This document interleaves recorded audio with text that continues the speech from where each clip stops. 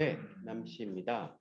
저희 승현 선생님께서 그 서양의 사유와 이제 한국의 국내의 특히 구체적인 미술 작업의 역사들을 이제 횡단하시면서 아주 중요한 흥미로운 문제를 말씀해 주셨는데요. 제가 오늘 말씀드릴 거는 이렇게 유럽 서구에만 한정이 되어 있습니다. 저는 그리고 무엇보다도 이제 문자와 이미지라고 하는 주제이기 때문에 문자에 대한 그러니까 유럽에서의 이제 사유의 계보의 역사를 제가 조금 나름대로 정리를 해보았습니다. 그래서 이거를 어떻게 이제 소위 뭐 동아시아적인 혹은 뭐 훈민정음이라든지 이러한 그 국내의 이제 문자에 대한 사유와 관련시킬 것인가라고 하는 문제는 제 이후에 2부에서 발제해 주실 많은 선생님들이 다루어 주실 것 같고요. 제가 말씀드리고자 하는 것은 어디까지나 유럽 내에서 문자에 대해서 어떤 생각들을 해왔는가에 대한 역사를 급하게 말씀드리고자 합니다. 네. 그러면 제 발제문을 좀 읽으면서 해보도록 할 텐데요. 우리에게 이제 많이 익숙해 있는 문자에 대한 사유가 이제 근대에 형성된 소시르가 대표적인데요. 아시는 것처럼 소시르에게는 중요한 건 문자보다는 이제 언어였고요. 문자는 언어를 대립표기하는 데 있다라고 문자의 기능을 이렇게 이야기를 했습니다. 그래서 그다음부터 우리가 제 발표문 읽으면서 말씀드리겠습니다.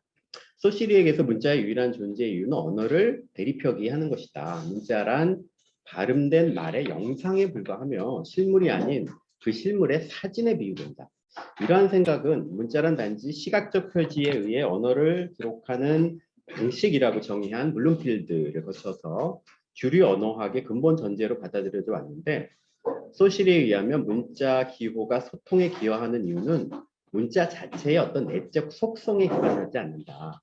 체스판의 말이 나무로 되어 있건 금이나 돌로 되어 있건 체스 게임을 하는 데는 아무 차이가 없듯이 특정 문자의 내재적인 속성, 뭐 음자나 소리나 형태 등은 문자를 통한 소통에선 전혀 중요하지 않다. 결정적인 건 체스판의 말을 킹, 퀸, 룩, 비숍, 나이트, 폰으로 구별시켜주는 이 체스판 시스템 내부의 관계, 그 차이이다. 그래서 이로부터 소시리는 이렇게 얘기합니다. 기호의 생산 수단은 전혀 문제가 되지 않는데 이는 체계와 아무 상관이 없기 때문이다. 문자를 흰색으로 쓰건 검은색으로 쓰건 음각으로 하건 양각으로 하건 펜으로 쓰건 끌로 파건 그 의미에는 아무 상관이 없다는 것이다. 라고 얘기합니다. 문자의 의미가 그 문자 자체의 내재적 속성이 아닌 이렇게 차이들의 체계에 입각해서 관습하던 체계 관계에 의거한다는 이런 생각은 사실 오늘날도 우리가 일반화된 상식으로 받아들여지는 생각입니다. 그런데 이러한 생각은 우리 일상 속에서 그런데 사실 문자의 이 쓰여진 형태가 문자의 내재적 속성이 갖는 의미와의 효과들을 잘 고려하지 못합니다. 예를 들어서 같은 내용의 편지라고 하더라도 왜 손으로 쓰였는지 인쇄되어 있는지는 소통에서 실제로 상당히 중요한 효과를 유발시키죠. 잡지나 광고 디자인 분야에서는 특정 문구를 어떤 타이포그래피로 이렇게 캘리그래피로 하느냐, 타이포그래피로 하느냐, 어떤 식으로 하느냐가 효과 면에서 아주 중요한 요소로 작동하고 있습니다. 나아가 서예나 미술 분야에서는 문자로 쓰여진 내용만큼이나 그게 쓰여진 형식, 형태, 글, 이게 재료, 색깔 등이 작품의 의미 발생의 핵심적입니다. 그래서 사실은 소시리의 주장과는 달리 문자의 의미는 그것이 어떻게 쓰여져 있는가가 사실 되게 중요하게 작동한다라고 하는 겁니다. 그런데 이제 이보다 제가 더 관심을 갖고 있는 문제는 문자를 이렇게 차이의 체계에 입각한 관습적인 기호라고 보는 소시리의 견해 자체가 사실상 문자에 대한 오랜 사유의 역사를 고려해보면 새로운 것이었다라고 합니다.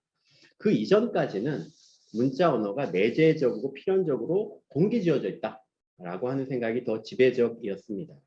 그래서 미셸 푸코가 유사성 원리라고 칭하고 우베르토 에코가 범기호론적 사유라고 부르는 이런 에피스테메에서는 전근대적 에피스테메라고 얘기할 수 있겠죠.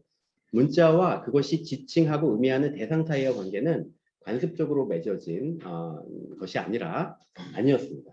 예를 들면 그 이전에 예를 들어 알파벳 철자 A는 선분 3개가 알파벳 첫 번째 철자를 구성한다는 점에서 삼위일체를 상징한다라는 걸로 받아들여졌고요. 이 델타라고 하는 이거는 삼각형을 이루는 세 선분이 역시 삼위일체. 그리고 이 철자가 알파벳에서 4번째로 등장한다는 사실이 우주를 구성하는 4가지 원소를 가리키기에 이 델타라고 하는 철자는 우주의 창조를 의미하는 철자다라고 하는 이렇게 생각되었습니다. 나아가서 알파벳은 또한 이미 오래전부터 그 음가와 관련해서도 동기지어진 문자라고 주장되었는데요. 1529년 프랑스의 인쇄가인 교프리 토리는 철자 O는 알파벳 철자 O는 그 철자의 형태가 보여주듯 둥근 입으로부터 나오는 정신과 소리를 표명한다라고 주장했고 비슷한 맥락에서 1571년 헝가리 출신의 인문학자이자 철학자인 마티우스 갈레오티는 A는 위끝 부분에서 서로 만나서 뾰족한 첨탑을 이루는 두 선분으로 이루어져 있다. 그리고 그 선분들은 입의 윗천장과 두 잇몸 사이에서 나오는 소리를 표시하는 것이다. 가로로 그어진 A의 선 또한 이 철자와 소리를 발음할 때 필요한 입의 열림 정도를 가리키는 건데 그래서 너무 크거나 작지 않게 발음해야 한다라는 것을 의미한다라고 주장했습니다. 영국의 서지학자인 롤란드 존스는 영어가 이미 그 의미를 철자의 표현적 조직과 조화시키는 미메시스적 언어라고 주장했던 인물인데요. 예를 들면 O라고 하는 알파벳 철자는 공간과 시간의 무한한 원, 그리고 태양과 태양의 운동, 뜨거움과 빛을 상징하는 문자고 A는 O를 수평으로 가로지른 것으로 이 O의 정신성에 대립하는 세속적 요소를 지한다라고 얘기했고요. 소문자 I는 위에 있는 점은 태양이고 이 밑에 있는 선은 가시적인 것까지 확장되는 빛을 시각적으로 표현한 것이라고 얘기했습니다. 대문자 I는 똑바로 서 있는 인간이고 원제 이전의 인간을 상징한다. 그리고 U는 이 점이 없는 소문자 I 2개가 이제 겹쳐져 있는 것으로 높은 곳을 향하는 무한한 행위를 상징한다. 라는 식으로 얘기를 해줬습니다. 1944년에 프랑스의 정치가이자 시인인 폴 클로델이 소위 서양의 이데오그램이라고 하는 책을 또 내놓기도 했었는데요. 이는 여기에서 프랑스 단어들에 대해서 완전히 이제 이데오그램적으로 해석하는 흥미로운 해석들을 내놓습니다. 예를 들면 을 같은 눈은 그 자체가 눈의 모습을 그린 것이다 라고 하고요. 벌이라고 하는 비행이라는 뜻인데 V는 새의 날개고 O는 새가 이렇게 날아다니면서 그리는 원이고 I는 세계가 비행하는 방향을 가리키는 거다. V라고 하는 생명이라는 단어는 V는 두 전극의 만남이고 I는 거기서 만나는 불꽃 그리고 E는 자신을 생성해내는 존재를 상징하는 단어다. 단어의 모양 자체가. 무베망이라고 운동, 움직임은 이 밑에 행진하는 보병 대원들이 다리가 겹쳐져 있는 모습을 그대로 이제 시각화한 것이고 몸이라고 하는 콥스는 숨쉬고 삼키는 입, C가 둥근 모양의 신체 기관들 O 그리고 위아래로 순환하는 체액이 R이고요. 머리 또는 팔이 달린 몸통 그리고 몸 전체를 관통하는 숨길인 S로 이루어져 있는 단어다라고 주장했습니다. 이런 방식의 이제 해석 중에서 가장 좀 극적인 폴크레들의 해석은 이 꿈이라고 하는 레벨 어떻게 발음하나요? 라는 단어의 철자인데요. 이거는 E가 사다리 위에 있는 악상이 나비가 이제 올라 있는 거고요.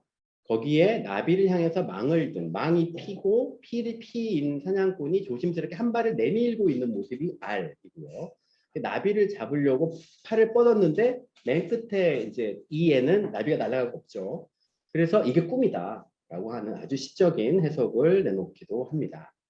어쨌든 이런 식의 해석들은 문자가 임의적이고 관습적이라기보다는 다양한 방식으로 동기지어져 있다. 문자의 형태와 그것이 의미하는 바는 임의적이고 관습적으로 만들어진 게 아니고 뭔가 내적인 어떤 연관관계를 갖고 있다라고 하는 생각의 역사가 상당히 오랫동안 끈질기게 이어지고 있음을 보여줍니다.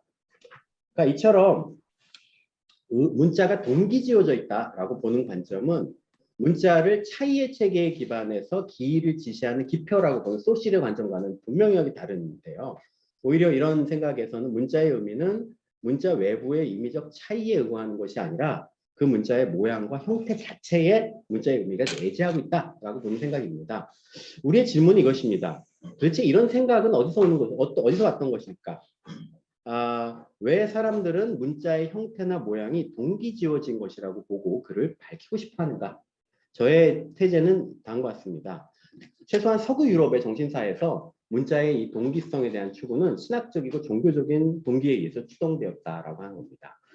저 주장을 위해서 첫 번째, 이 문자의 동기성에 대한 사고가 기본적으로 신에 의해 창조된 세계와 아담의 언어라고 하는 서구의 대표적인 신학적 사유에 근거되어 있고, 두 번째는 이게 이어진 게 창조된 사물들의 새겨져 있는 징표, 시그나투어에 대한 주장이 동기 지어진 문자에 대한 사유로 이어졌다라는 것을 주장하고자 합니다. 이런 사고방식은 17세기와 들어와서 쇠퇴하게 되는데, 그로부터는 이제 문자가 다양한 조합을 통해서 새로운 의미를 생성하는 문자의 작동적 측면을 강조한 라이프니츠의 대표적인 아르스 콤비나토리아에서 대표적으로 등장하게 되는 겁니다.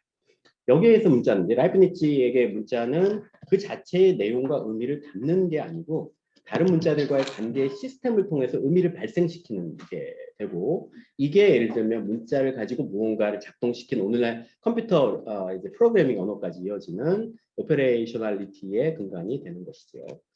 그래서 먼저 첫 번째 이제 아담의 언어, 신학적인 문자와 언어에 대한 사유를 좀 살펴보겠습니다. 기독교 창세기 신화는 언어의 기원을 세상 사물들에게 아담이 붙여진 이름에서 찾는다. 신에 의해서 창조된 존재인 아담이 역시 신에 의해서 창조된 피조물들에게 지어준 이름이기 때문에 그 언어는, 그 이름은 기독교 문화 내에서 완전한 언어의 전범으로 여겨졌다.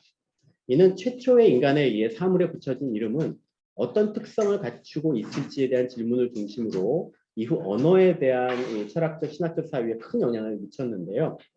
유럽 중세 전반에 큰 영향을 미쳤던 신비주의 사상가 야콥 베메가 이러한 언어를 자연 언어라고 개념합니다. 그에 따르면 이 모든 사물은 자기 자신을 계시하고 드러낸 입을 가지고 있고, 모든 사물들이 자기 자신의 특성으로부터 말하고 자기 자신을 드러내는 언어, 이게 바로 자연 언어다라고 얘기합니다. 완전한 언어로서의 자연 언어는 두 가지 특성을 가져야 되는데, 첫째는 이 언어는 그 언어를 통해서 명명되고 불리는 사물이나 사태, 상황 등의 본질을 그 자체로 드러내고 있어야 돼요. 막 창조된 만물에 처음으로 붙여진 이름인 그 언어는 사물들의 임의적이고 관습적으로 붙여진 기호가 아니라 그 사물들 자체가 그 속에서 자신들의 본질을 드러내는, 그러니까 사물의 본질로부터 자라나온 일종의 자기 계시, 이게 하이데거 용어이긴 한데 일 것이다. 발터 베냐민은 오늘날 우리가 사용하는 언어가 그 언어 바깥에 있는 어떤 무엇인가를 지칭하는 기호로서의 언어라고 한다면, 오늘날 그렇게 이해를 한다면 아담의 언어는 그 이름 속에서 그 존재를 인식할 수 있는 완전한 인식하는 언어였을 것이라고 얘기를 하기도 했습니다. 인간의 언어가 그 언어 외부에 있는 세계에 대한 지식을 전제로 한다면, 그러니까 아담의 언어는 언어 자체 속의 세계가 자신의 모습을 드러내는 언어라는 말입니다. 자연 언어는 그래서 그 언어 외부에 있는 대상을 지칭하는 기호가 아니라 언어 자체가 그 대상의 본질을 자신 속에 드러내기에 그 언어를 따로 배우지 않더라도 그 이름만을 듣거나 보는 것만으로도 대상의 본질을 인식할 수 있다라는 생각이 이로부터 도출됩니다. 어떤 사물의 이름을 알게 된다는 것, 그건 곧바로 그 사물의 본질에 대한 인식을 의미하게 되는 이러한 자연 언어 속에서 사물과 언어는 아무 갈등 없이 서로 밀착되어 있어서 그 언어를 통해서 사물과 사태의 의미가 있는 그대로 투명하게 알려줄 수 있다라는 이런 생각이 나오는 거죠. 그래서 예를 들면 우리 신화나 유럽의 이렇게 동화들이 많이 등장하는 거, 자기 이름을 숨기고 있다가 걔 이름을 누군가 딱 알게 되면 힘을 상실하는 뭐 이런 사유와 결부되어 있다라고 할 수 있겠습니다. 나아가서 이러한 자연 언어는 그 언어의 소리를 통해서도 만물의 본질을 표현할 수 있어야 한다. 만일 하나의 언어가 자연이 낸 온갖 소리들, 바람, 물소리 뭐 이런 소리들을 언어로 표현할 음성적 구조를 갖지 못한다면 그 언어 속에선 자연이 자기 자신을 드러내지 못하게 될 것이며, 이렇게 되면 자연 언어로서의 질을 못 갖게 되겠죠. 이런 관점에서 평가하다 보면 보다 다양한 소리를 표현할 수 있는 언어가 그만큼 이 자연 언어, 아담의 언어에 가깝다라고 하는 생각이 이로부터 또 도출되었습니다.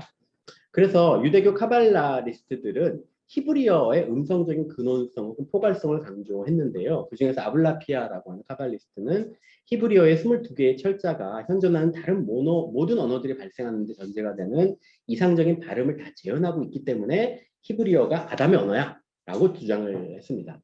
다른 한편 1667년 독일의 카발라리스트였던 메르쿠리우스 반 헬몬트는 히브리어의 음가가 인간의 발성기관에 의해 가장 쉽게 발음될 수 있는 소리를 갖고 있고, 나아가 히브리어의 철자들의 모양이 그 철자가 발음될 때의 혀와 목청, 기관지 등의 모양을 그대로 재현하고 있다는 점에서 히브리어를 아담 시대의 근원 언어라고 주장하기도 했습니다. 이 부분은 우리 훈민정음 해례본에 나와 있는 이거랑 특히 유사한 점이라서 흥미로웠습니다.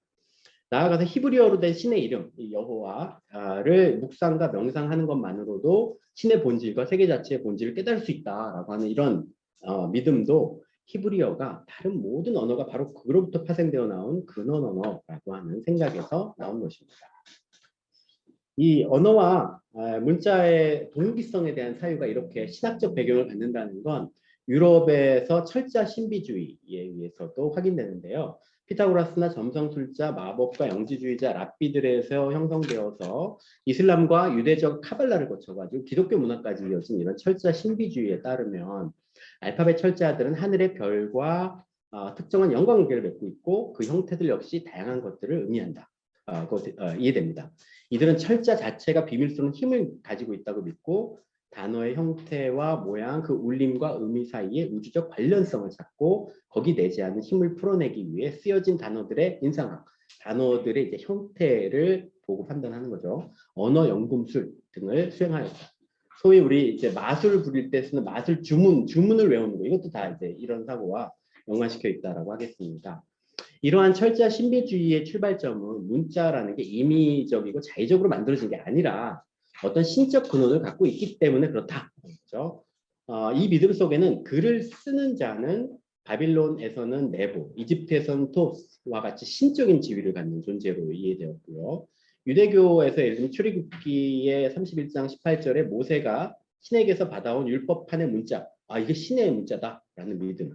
그 이사야 8장 1절에 등장하는 거는 이제 인간의 문자다라고 대비되는 이런 신학적 논의도 있었습니다.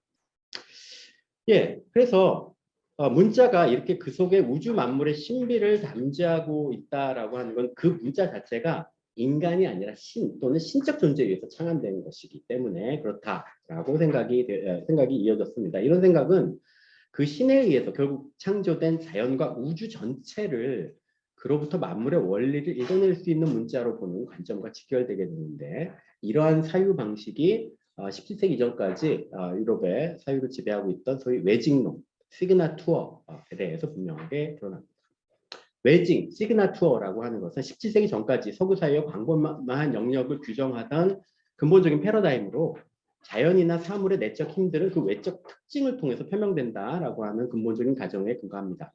이 생각은 이미 고대의 인상학으로부터 전해지던 생각이었는데, 이를 체계화시켜서 중세의 광범위한 분야에 영향을 끼친 이가 스위스 출신의 이제 연금술사였던 파라켈수스입니다. 중세의 세계관을 대표하는 그의 사유는 자연의 모든 사물들은 그들의 보이지 않는 속성들을 표명하고 드러내는 기호를 지니고 있다라고 하는 근본 가정에서 출발합니다. 이게 이제 파라켈수스의 인용문이죠. 네. 네. 이 파라켈수스 인용문인데, 여기 있습니다. 네. 그 어떤 것도 기호를 지니지 않은 것은 없다. 자연은 그 내부의 것을 보여주지 않는 것은 아무것도 산출하지 않는다. 자연의 사물들을 묘사하려는 사람들은 자연의 사물들의 기호들을 알아차려야 하고 그 기호들로부터 사물을 인식해야 한다. 이 시그나투어라고 하는 것은 그를 통해서 모든 숨겨진 것들이 찾아질 수 있는 스키엔티아다라고 얘기를 합니다. 위 인용문에 등장하는 스키엔티아는 사물에 내재된 본질이자 그 사물을 바로 그것이게 만들어주는 내적 힘 혹은 덕성을 지칭하는 것으로 한 사물을 완전하게 인식한다라고 하는 건 그 사물의 스키엔티아를 안다는 것을 의미합니다. 사물의 스키엔티아는 우리 눈에 보이지 않고 사물들에 숨겨져 있는데, 그렇게 비가시적인 사물의 숨겨진 본질과 상호작용을 우리는 사물들에서 읽어낼 수 있는 기호인 시그나투어를 통해서 인식할 수 있다. 그렇기 때문에 사물의 이 시그나투어를 찾아내고 읽어내는 것은 사물의 본질을 인식하기 위한 출발점이 되는 거죠. 이런 인식 방법을 의학적이고 철학적 프로그램으로 정립한 파라켈수스는 외징으로부터 철학하지 않는 자는 철학자가 아니며 외징으로부터 약초의 힘을 기술하지 않는 사람은 그가 기술하는 것에 대해서 알지 못하는 사람이라고 얘기합니다. 근데 이런 외징, 시그나투어라는 건 어떻게 생겨나게 되는 것일까? 이 외진 개념을 이해하기 위해서는 우리는 질문을 저 사물에 이런 시그너처를 새겨 넣는 힘이 어디서 기인하는 것인가? 라고 질문을 던져보아야 하는데 이 사물이 지니고 있는 시그너처는 그와 동일어인 카락터의 어원에서도 알 수 있듯이 그를 사물에 남기거나 새겨 넣는 존재 혹은 그런 힘을 전제하는 단어이기 때문에 그렇습니다. 신플라톤주의와 결합된 신비주의 사유에서 사유 전통에서 파라켈수스는 사물에 외징을 남길 수 있는 힘을 가진 존재를 아르케우스와 별들을 꼽습니다.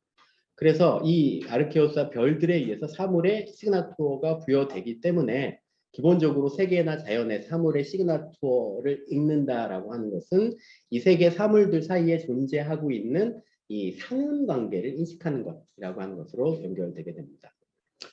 이 외직론은 의학과 약제학, 점성술과 연금술 분야에 활발하게 적용되었지만 그를 넘어서 일반적인 사유의 패러다임으로도 작용합니다. 그건 우주가 신의 창조 이념의 표명으로 이해되기 때문인데요. 만물이 신에 의해서 창조된 것이라면 거기에는 그 사물을 창조했던 신의 의도가 사물의 본질로 내재하고 있을 것이고 그렇기에 그 사물의 외징을 읽어내는 것은 그 사물의 본질을 인식하는 것, 곧 그 신의 의도를 이해하는 것, 이렇게 이게 통하게 되는 거죠. 의학과 약학적 외징 이론은 자연의 어떤 사물, 특히 식물이 인간의 병과 고통을 치유하는 도움이 될까라는 질문에서 출발합니다. 이런 건 이에 근거해서 치료자나 약제사들은 식물의 특정 부분들과 인간 신체의 부분들 사이에 어떤 유사성과 유비관계가 존재한다는 우주론적 대응론을 가정하고 신체적 특정 부위의 질병이나 고통에는 그와 유사성이나 유비관계에 있는 식물의 부분들이 치료 효과를 갖는다라고 생각하였습니다. 그래서 특정한 식물이 예를 들면 심장에 좋은 거, 뭐 가슴에 좋은 거, 뭐 이렇게 복통에 좋은 거, 이런 연관계를 찾아내는 게 약제사가 하는 일인데 그가 그것을 하기 위해서는 뭘 해야 되냐면 그 식물의 시그너처를 읽어내야 한다는 거죠. 그리고 그 식물의 시그너처 속에는 그 식물의 모양과 그 특정 인간의 신체 기관 사이의 유사성이 시그너처 형태로 비치되어 있다라고 하는 생각인데 그게 여기서 보여드린 요 이미지입니다. 네.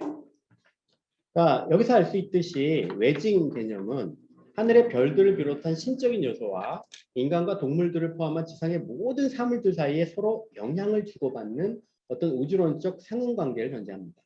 미셸 푸코는 근대적인 재현의 에피스테마가 등장하기 전 이런 세계관의 특징을 상응형이상학이라고 칭했습니다. 이는 모든 생물, 인간과 천체를 포함하는 세계의 모든 사물들이 서로 깊은 존재론적 연관을 갖고 상호작용하고 있다고 믿는 세계관입니다. 소우주와 대우주 사이에 이런 상관관계에 지배되는 마술적 세계에서는 모든 지상의 사물은 다른 사물들과 인정한 관계를 맺고 상호 영향을 주고받고 있으며 그 사물은 그리고 가시적 혹은 비가시적 방식으로 맺고 있는 다른 모든 사물과의 관계 속에서 우주 전체의 사물이 첨예한 하나의 거대한 연쇄, 거기에 하나의 고리로 등장합니다. 그래서 이런 세계 속에서는 어떤 것도 다른 것과 관계 맺지 않고 고립되어 있는 사물은 없고 그것은 그 사물 어떤 사물도 이 거대한 우주적 연쇄에서 빠져나올 수 없이 연결되어 있기 때문에 그렇다는 거죠. 예, 여기서 넘어가서 그런데 이러한 범기호론적인 사유는 17세기 이후 거의 모든 분야에서 이제 비판의 대상이 되기 시작합니다. 이게 저기 근대적인 사유가 등장하기 시작했다는 건데요. 그 이행을 증거하는 것이 1662년 얀센파 수도사들의 학습용으로 출간된 포트로얄 논리학이었습니다. 저자인 얀센파 신학자 앙뚜안 아르노는 문자가 그 자체로 존재론적 내용을 담지하고 있다는 이전의 사유들을 비판하면서 언어나 문자란 자의적이고 임의적인 성격을 갖는 기호다라고 천명합니다. 이런 생각은 아르노의 오랜 편지 친구였던 철학자 라이프니츠도 공유하는데요. 그는 1667년 사물과 단어의 결합에 관한 대화에서 오늘날 우리에게 더 익숙한 기호론을 제시합니다. 종이 위에 그려진 원이 반드시 실제의 원과 유사할 필요는 없다. 임의의 기호, 예를 들어 X를 넣고 이걸 원이라고 치자. 라고 대리하기만 하면 충분하다라는 거죠. 마찬가지로 10의 개념이 10진법으로는 10이라고 표현되지만 이진법으로는 1010으로 표현이 되듯이 기호란 우리가 어떤 걸 인식하고 그를 통해서 인식을 작동시키기 위한 정신적 도구일 뿐이다 라고 하는 말을 라이프니츠가 합니다. 그래서 문자라고 하는 것은 자의적이라고 할지라도 그 문자의 적용과 연결해서는 자의적이지 않은 것이 등장하는데 그 문자와 문자들의 사이에 존재하는 관계 나아가 동일한 사물을 표현하는 다양한 문자들 사이의 관계가 그것이다. 라고 해서 이 관계를 조직하는 것, 이게 이제 새로운 인식을 얻게 하는 것이라고 하는 생각을 표명하죠. 문자는 자의적인 기호이지만 그 기호들의 관계는 진리에 이식한다라고 하는 이런 사고 방식으로부터 사실 이후에 우리가 문자의 작동성이라고 하는, 예를 들면 우리가 아라비아 숫자 가지고 계산을 할 때도 문자를 사용하잖아요. 이때 사용하는 방식의 문자의 작동성의 사유가 등장하게 되고요. 이게 결국은 오늘날 작동하는 대표적인 문자인 컴퓨터 프로그래밍 언어까지도 이어지겠습니다. 어쨌든 이런 방식으로 이제 범기호적인 사유는 17세기 이후에 문학과 철학의 영역에서는 이렇게 많이 힘을 잃었지만 특히 문학, 철학의 영역에서는 여전히 살아남아 있었습니다. 특히 독일의 이제 낭만주의 저자들에게는 이런 아이디어가 심심치 않게 등장하는데요. 그 몇 가지 사례들을 제가 가지고 왔습니다. 예를 들면 독일 낭만주의의 대표적인 이 프로그램적 인물인 노발리스가 이렇게 얘기합니다. 다양한 길이 인간한테 놓여 있고 그 길을 쫓고 비교하는 사람은 이 다양한 이 사물들에서 이 형상들을 알아볼 것이다. 그래서 이 놀라운 문자의 열사를 예감한다. 이런 얘기를 했었고요. 역시 낭만주의 대표적인 철학자인 쉘링은 자연은 히로글리펜, 이게 이제 상형 문자죠. 이집트 상형 문자를 지칭하는 단어가 있는데 이걸로 기록한 근원적인 저자다라고 하는. 자연을 경험적인 방법으로만 탐구하려는 사람은 자연의 말을 이해하기 위해서는 동시에 자연의 언어에 대한 지식이 필요하고 자연의 이 문자를 읽어내야 한다라고 하는, 사실 그 이전에 쓰여진 것을 책으로서의 자연이라고 하는 메타포에 의거하는 이러한 생각을 하기도 했습니다. 빌헬름 마이스터의 방랑시대에서 괴테는, 이게 이제 출간된 게 1821년인데 이때 괴테도 이제 그런 비슷한 얘기를 했는데, 여기 제가 인용했던 틈과 균열, 이건 바위에 있는 틈과 균열들을 얘기하는 건데요. 그것을 철자로 취급하고 그로부터 단어를 만들어 그 단어를 읽는 법을 배워야 한다. 뭐 이런 비슷한 얘기를 하는데, 이것 역시 이전에 앞에서 봤었던 범기호론적 사유 방식의 어떤 흔적이라고 얘기할 수 있겠습니다. 예, 그래서 제가 말씀드렸던 거는 서구에서 이런 범기호론적 사유의 이렇게 계보가 17세기 전까지 어떤 맥락하에서 등장했는지, 그게 이후에 새로운 라이프니치적인 작동적인 기호에 대한 사유가 어떻게 대체되었는지에 대한 짧은 역사를 과학적으로 정리해 보았습니다. 잘 적용하지 않겠습니다.